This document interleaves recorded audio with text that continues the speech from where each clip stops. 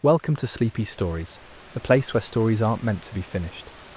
I'm Arthur, and tonight I'll be reading you a relaxing, sleepy story written by Pumby. We're visiting a quiet village nestled in misty hills, where rain falls gently on cobblestone streets and magic glows softly in the darkness. Let your breathing slow. Feel your body sink deeper into comfort. There's nowhere you need to be but here. Rain taps against window panes in a rhythm older than memory itself. Each drop traces its path down glass, catching lamplight, splitting into tributaries that merge and part again. The village of Thornwick sits beneath a pewter sky, wrapped in the kind of drizzle that doesn't announce itself with thunder, but arrives as a whisper, patient and endless. You walk these wet streets now, your footsteps muffled by the steady percussion of rainfall.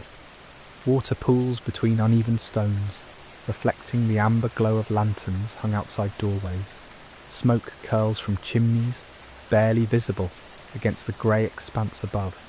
The air smells of damp earth and wood smoke, of bread baking behind thick walls, of rain-soaked gardens releasing their petals to the wind. This is a village that understands slowness. No one hurries here. They move with the weather, adjusting their pace to match the gentle insistence of falling water. Shop doors stand half open despite the rain, warm light spilling onto slick cobblestones. Inside, merchants arrange their wares without urgency. A baker dusts flour from her hands. A bookbinder runs his palm across leather. Time moves differently when rain decides to stay. At the village edge, where houses give way to hedgerows and wild gardens, stands a shop you've never noticed before. Strange, considering you've walked this route countless times. The building leans slightly, as though tired from centuries of standing. Its windows glow with a light that seems warmer than candlelight, softer than lamplight. Above the door, a sign swings in the breeze, but the rain has worn the words away. Only a symbol remains. A lantern surrounded by stars. Something draws you toward that door. Not curiosity exactly, more like recognition, as if part of you has been waiting to find this place. Your hand finds the iron handle, cool and wet beneath your fingers. The door opens without sound. Inside, the rain becomes distant music. Shelves stretch upward into shadows, crowded with objects that seem both ancient and new. Glass bottles contain liquids that shift colour as you watch. Books with no titles lean against hourglasses filled with sand that might be gold dust. Mirrors reflect rooms that don't match the space around you. Everything here exists in that space between waking and dreaming, where logic loosens its grip and wonder slips through the cracks. Behind a counter cluttered with maps and compasses and things without names, someone sits. She might be old, she might be young. Her age shifts like smoke, impossible to pin down. Her hair falls in silver waves, but her eyes hold the brightness of spring mornings. She looks up as though she's been expecting you, though you're certain you've never met. The rain brought you, she says. Not a question. A statement, soft as the weather outside. You find yourself nodding, though you don't quite understand why. She rises, moving through the cramped space with surprising grace.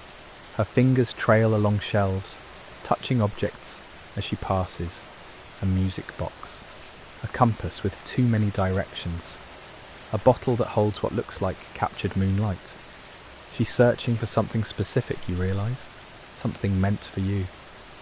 Everyone who finds this shop needs something, she continues, her voice like rain on leaves. Most don't know what they're looking for. The shop knows, though.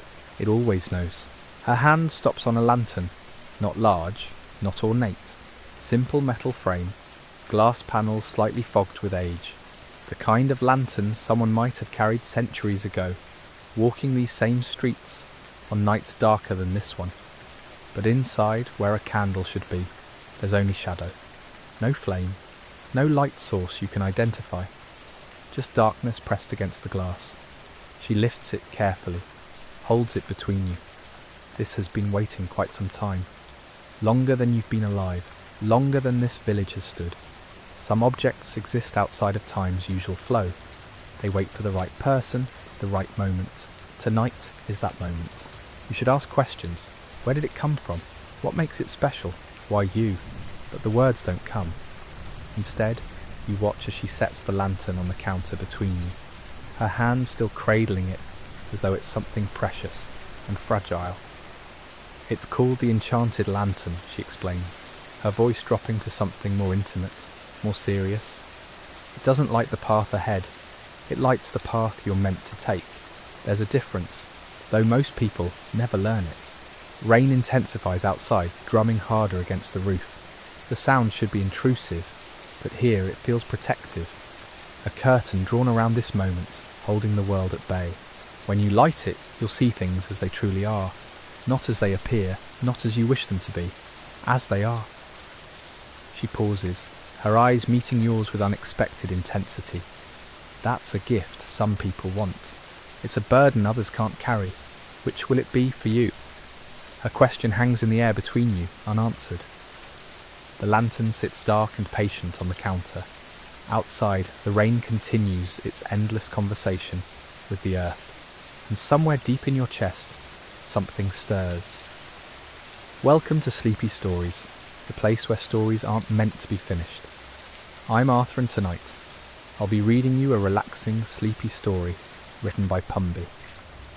We continue our journey with a mysterious lantern and a choice that hangs in the rainy air. Let the sounds of this quiet village wash over you. Feel yourself sinking deeper into comfort as the story unfolds. Take a slow breath and let's return to that curious shop. Your hand reaches forward almost without thought. Fingers brush the lantern's cool metal frame. The touch sends something through you. Not quite warmth, not quite cold. Recognition, perhaps. Like meeting someone you've known in dreams, but never in daylight. How do I light it? Your voice sounds distant in the cluttered space. The shopkeeper smiles, releasing her hold on the lantern. It's yours now, though no payment has been discussed. Some transactions don't involve coins. You don't light it, not in the usual way. When the time comes, it will light itself. Your only task is to follow where it leads. She moves away, disappearing into the shop's deeper shadows. You hear drawers opening, the rustle of paper. She returns with something wrapped in cloth the colour of twilight. Inside, you find a small journal, its pages blank and waiting. You'll want to record what you see. The lantern shows truth, but truth is slippery. Memory distorts it. Write what you witness, or risk losing it entirely. You tuck the journal into your jacket pocket. The lantern feels lighter than it should, as though it's made of something other than metal and glass. Through the window, you notice the rain has softened to mist. The village outside looks different now, edges blurred and dreamlike. One more thing, her voice stops you at the door. The lantern reveals, but revelation changes the seer. You won't return from this journey the same person who began it. Make peace with that before you step outside. Should you hesitate, question this strangeness, but something in you already decided the moment you touched that door handle. Hours ago, or was it minutes? Time feels negotiable here. You nod once, turn the handle, step into transformed night. The mist embraces you immediately, softer than rain but more present somehow. It clings to your skin, your clothes, the lantern hanging from your hand. The village square spreads before you, empty and glistening. Cobblestones reflect light from windows above, creating mirrors of gold on stone. Nothing happens at first. You stand there, lantern dark, wondering if perhaps the shopkeeper was mistaken, or mad, or if you've made some terrible error in judgment. Then you feel it. A pulse from the lantern, gentle as a heartbeat. Once, twice, building rhythm. The darkness inside the glass begins to shift. Not brightening exactly, transforming.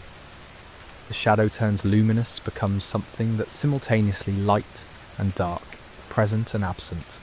The glow spills out, touching the mist around you. Where it reaches, the world shifts into sharper focus. You're still in the village square, but you're seeing it differently. Layers appear that weren't visible before. The present moment exists, yes, but beneath it you glimpse others. Past versions of this same space shimmer like heat waves. You see the square as it was centuries ago, dirt instead of stone, wooden buildings instead of plastered walls. You see it as it might become, transformed by time's patient work. But that's not all the lantern shows. It reveals the invisible currents that flow through places. Here, in this square, you see paths of memory worn smooth by repetition. A woman crossed this spot every morning for 40 years, carrying bread from the bakery. Her route glows faint blue in the lantern's strange light. A child ran circles here every summer evening for one perfect season. That joy leaves golden traces spinning outward like a pinwheel.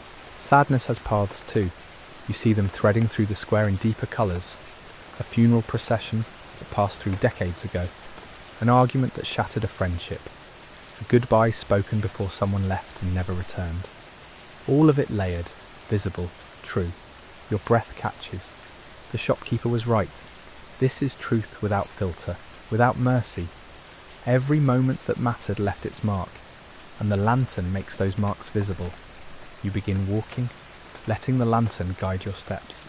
It pulls you gently toward the narrowest street, leading from the square.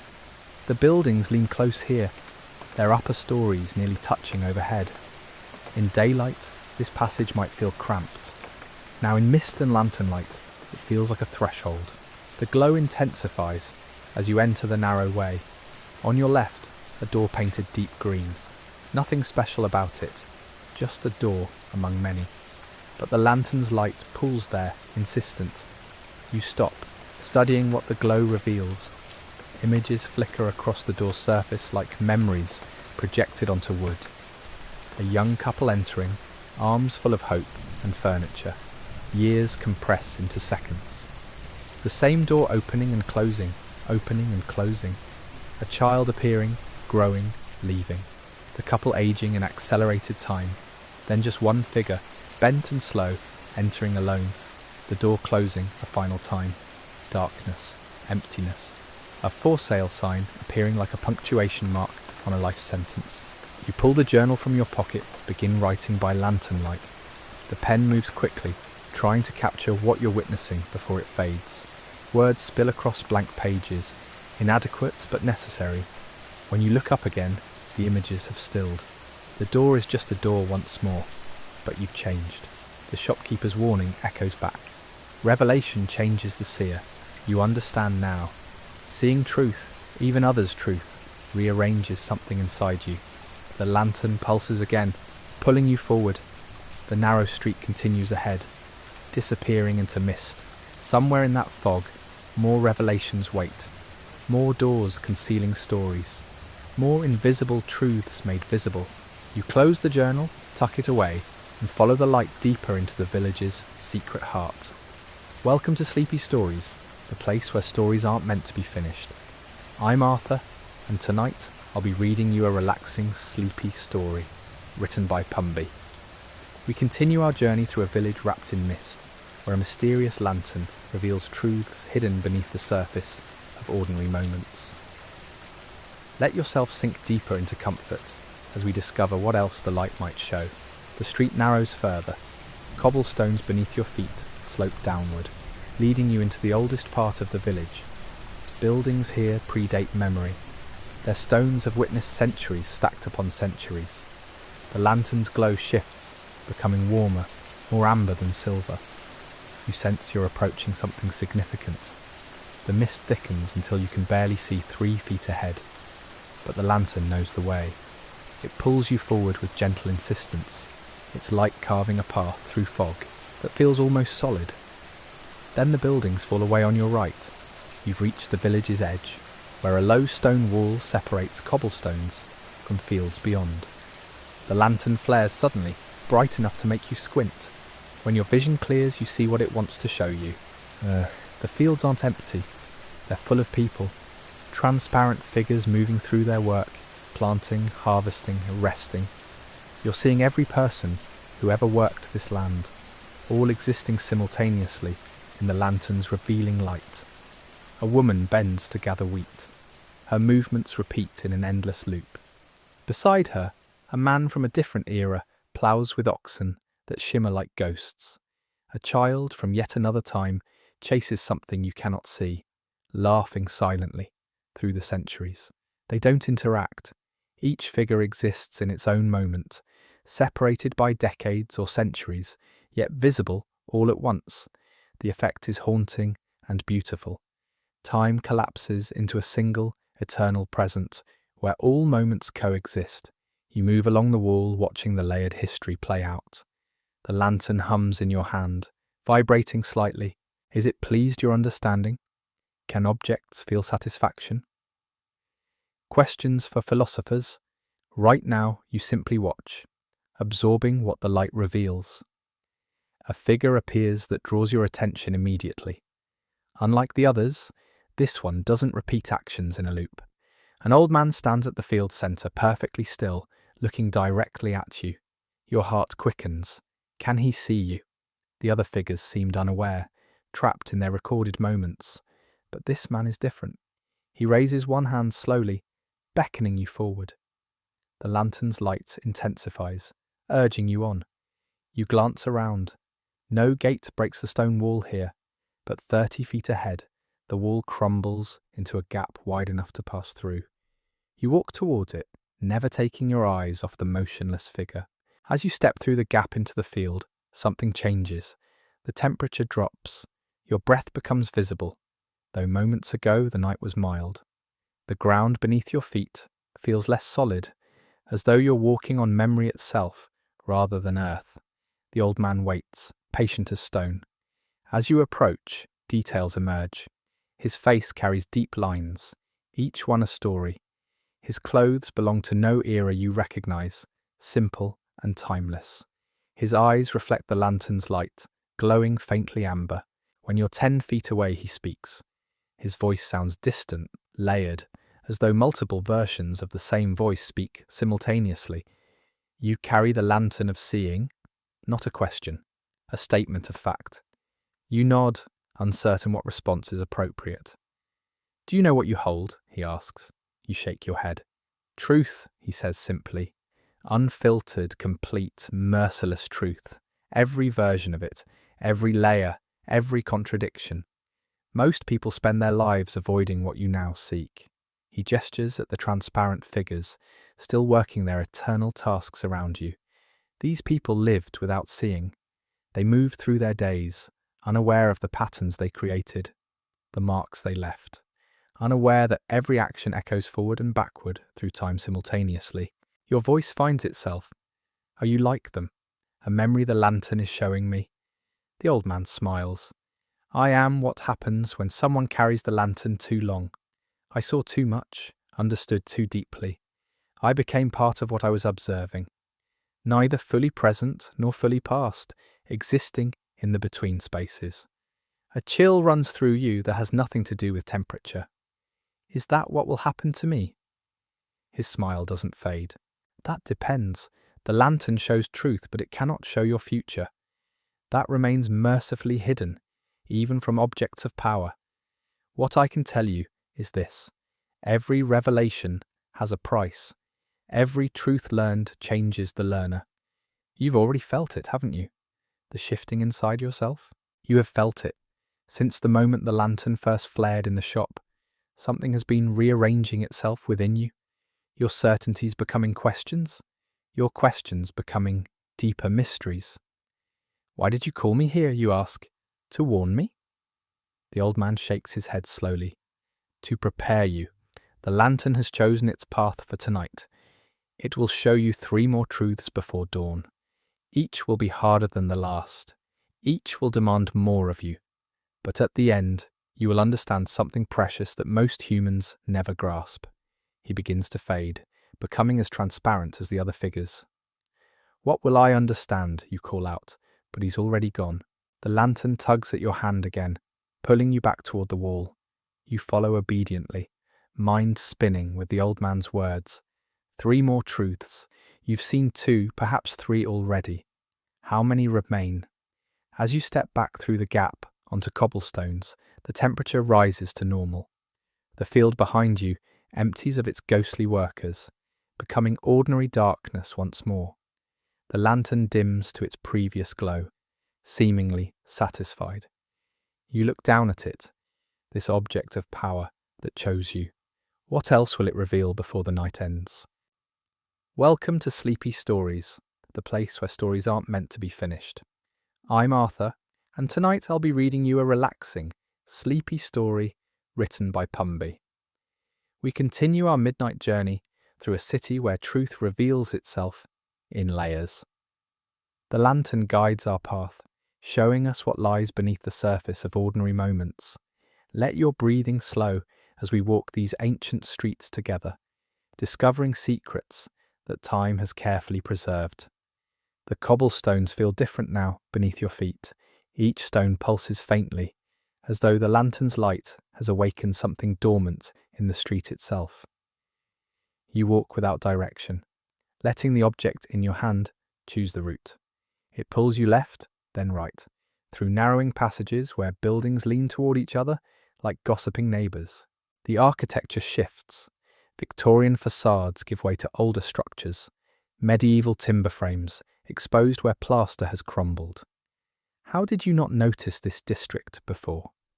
The lantern's glow intensifies, casting shadows that move independently of their sources. You emerge into a small square. At its centre stands a fountain, dry for decades by the look of it. Stone angels circle its rim, their faces worn smooth by centuries of rain. The lantern tugs you forward, insistently.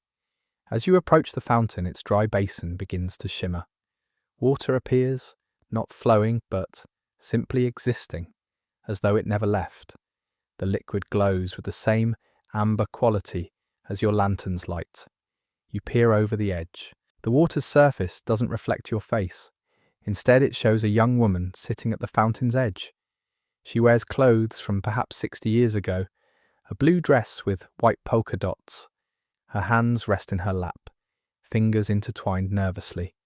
She's waiting for someone. Time accelerates in the vision. The sun arcs across the sky in seconds. The woman remains, her posture gradually changing from hopeful to disappointed to resigned. Days pass in moments. She returns again and again, always waiting, always alone. Seasons shift. Her dress changes with them, but her position never does.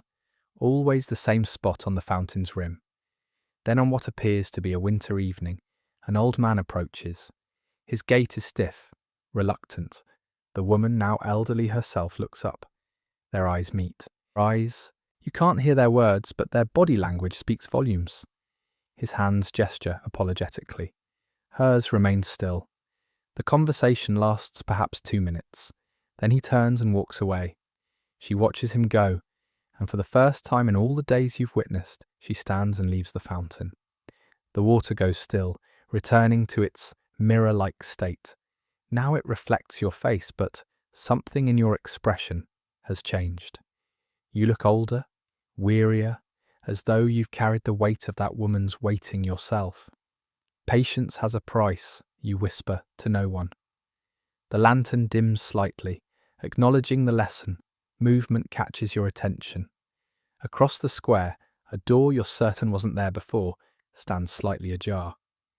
Warm light spills through the gap. Music drifts out, the kind played on instruments you can't quite identify. The melody feels familiar, yet foreign, like a song you heard once in a dream. Your feet move toward the door before you consciously decide to approach. The lantern approves, brightening with each step.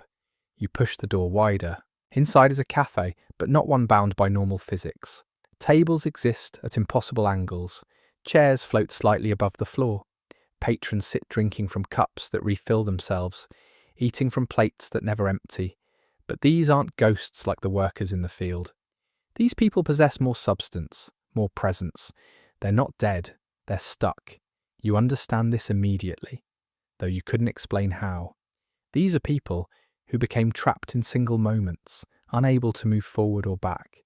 The man in the corner has been reading the same newspaper headline for eternity.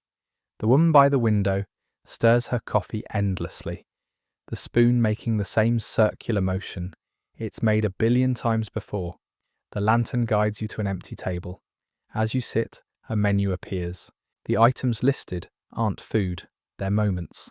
First kiss, last goodbye, the moment you understood, the second you changed forever. What you should have said. A server materializes beside your table. She's more solid than the others, suggesting she's been here longest. Her uniform belongs to no specific era. Her smile is kind but exhausted. First time? She asks. Yes, you manage. The lantern brought you. That means you're not staying. Just visiting, observing. She sounds almost envious. Would you like to order? You glance at the menu again. Each item represents a moment someone couldn't release, a memory that became a prison. I don't think I should. Wise, she says. Those who order from the menu rarely leave.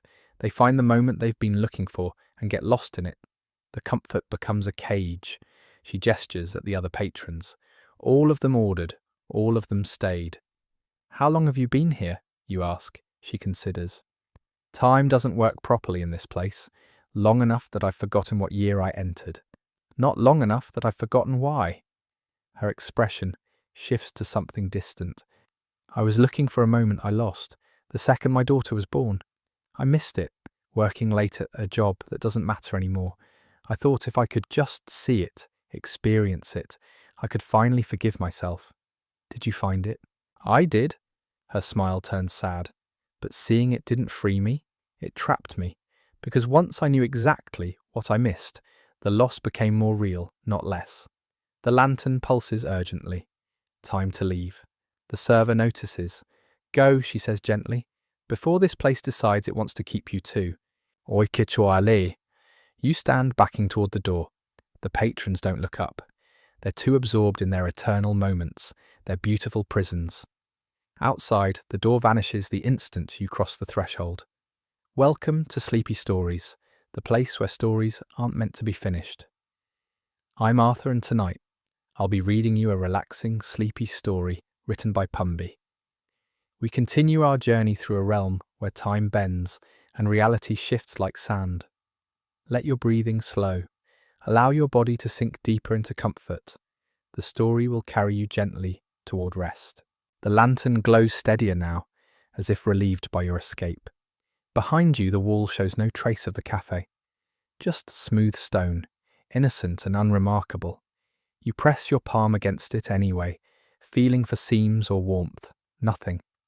The place has sealed itself away, or perhaps it never existed in quite the way your senses reported. The lantern tugs forward insistently. You've lingered too long. This realm doesn't appreciate hesitation. Movement means safety here. Stillness invites attention from things that shouldn't notice you. You follow the light down another corridor, this one sloping gently downward. The air grows cooler, damper. You hear water somewhere distant, a rhythmic dripping that sounds almost intentional, musical even. The walls here are different, smoother, carved rather than built. Someone shaped this passage with purpose, though whether that someone was human remains unclear. The lantern leads you to a chamber where the ceiling rises beyond visibility. Stalactites hang like frozen tears. Below them, a pool of water so still it resembles black glass. The lantern hovers at the water's edge, waiting. You understand. You need to look. Kneeling beside the pool, you peer into its depths. Your reflection stares back, but it's not quite right. The face is yours, but younger, or older, or both simultaneously. The version of you that might have been if different choices had fallen differently. As you watch, the reflection shifts. Now it shows you as a child, laughing at something beyond the frame of the image. Now as an elderly person, content and peaceful. Now as you are in this exact moment, kneeling beside impossible water in a place between places. The reflection mouths words you can't hear. You lean closer, trying to read the lips. The surface tension breaks, not from your proximity, but from below. Something rises, not quickly, not threateningly, just inevitably. A hand emerges, then an arm, then a face. It's your face, but belonging to the reflection, now somehow separate from the water's surface. The figure pulls itself up with surprising grace, water streaming off skin that looks simultaneously solid and translucent. It sits on the opposite edge of the pool, regarding you with familiar eyes. Neither of you speaks immediately. The lantern dims slightly, giving you privacy for this encounter. Finally, the reflection tilts its head. "You've been running a long time," it says, your voice but gentler. "I'm not running, I'm exploring." "Same thing sometimes." The reflection draws knees to chest. "This place shows people what they need to see. Not what they want, what they need. And what do I need to see? That you're enough, exactly as you are. Not the version you might have been. Not the person you think you should become.